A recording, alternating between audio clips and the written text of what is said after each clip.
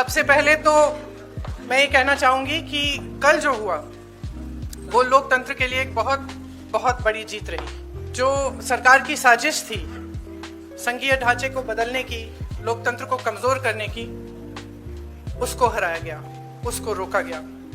ये संविधान की जीत थी, देश की जीत थी और विपक्ष की एकता की जीत थी। और वो साफ साफ सत्ता पक्ष के नेताओं के चेहरों पर दिख रही थी, आप सबने भी देखा होगा। देखिए, गृह मंत्री जी और प्रधानमंत्री जी का भाषण सुन रही थी। कई बार दोनों ने अलग अलग मौकों पर अपने भाषण में कहा कि आप लोग अगर इसके साथ सहमत नहीं होंगे तो आप कभी यहाँ नहीं बैठ सकते, आप कभी सत्ता में नहीं आ सकते, आप कभी जीत नहीं सकते। और इससे बहुत साफ हो गया कि इनकी मंशा क्या थी।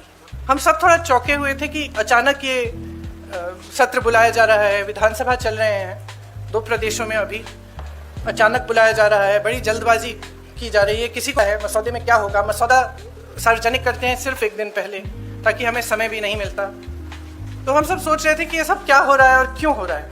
मेरे ख्याल से पूरी साजिश जो रची गई षड्यंत्र की तरह कि किसी न किसी तरह से हमें सत्ता में रहना है। अगर अभी नहीं किया जाएगा तो 2029 तक जो ये करना चाह रहे हैं परसिमन 2011 के जनगणना के आधार पर, वो नहीं खत्म हो पाएगा। तो ये सब करने के लिए एक तरह से प्लान बनाने के लिए कि परमानेंटली हम सत्ता में कैसे रह सकते हैं और कैसे करें, महिलाओं का इस्तेमाल करके महिलाओं के नाम पर हम आरक्षण लें। अगर ये लोग सहमत होंगे, पारित हो जाएगा तो एक तरफ हम ये कर लेंगे, दूसरी तरफ से हमें सारी स्वतंत्रता मिल जाएगी कि काटपीट भी करिए सीटों में, किसी तरह से भी आप परसिमन करा दीजिए। 2011 के जनगणना के आधार पर होगा तो जाति जनगणना का भी कोई उनको रिकॉग्निशन नहीं लेना पड़ेगा।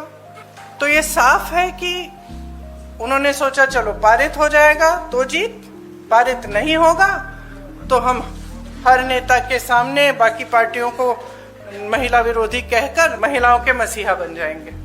तो आप महिला हैं, हम जानते हैं कि महिलाओं का मसीहा बनना इतना आसान नहीं है, करके दिखाना पड़ता है।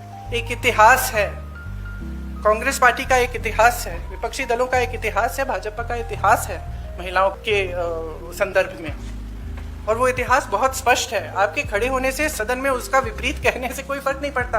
महिलाएं देख रही हैं, उन्नाव को देखा, हाथरस को देखा, ओलंपिक की खिलाड़ियों को देखा, यहीं दिल्ली में सड़क पर बैठी थी, किसने पूछा उनको? मणिपुर में महिलाओं को देखा, किसने पूछा? और आज आप संसद में खड़े होकर कह रहे हैं हम मसीहा बनना चाहते हैं महिलाओं के। तो ये बहुत स्पष्ट है कि ये महिला आरक्षण बिल की बात नहीं थी, ये परसिमन की बात थी। और परसिमन इनको इस आधार पर करना था जिसमें इन्हें जाति के आंकड़े नहीं देखने की जरूरत होती और अपनी मनमानी करने की पूरी स्वतंत्रता मिलती। तो ये बिल्कुल मुमकिन ही नहीं था कि विपक्ष उनका साथ दे। और मैं बहुत खुश हूं कि आप सबने, देश ने देखा कि जब विपक्ष एकजुट हो जाता है तो किस तरह से इनको हराया जाता है।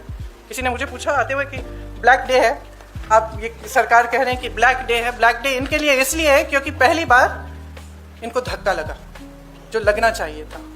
आज की महिलाओं की समस्याएं बहुत ज़्यादा बढ़ रही हैं, संघर्ष बढ़ रहा है। बेवकूफ़ नहीं है महिलाएं, सब कुछ देख रही हैं। वो पीआर, मीडियाबाजी वो अब नहीं चलेगी। कुछ ठोस करना है तो आप 2023 में जो सर्वसहमति से जो विधेयक पास हुआ था, पारित हुआ था, सारे दलों ने उसका समर्थन किया था, उसको लाइए।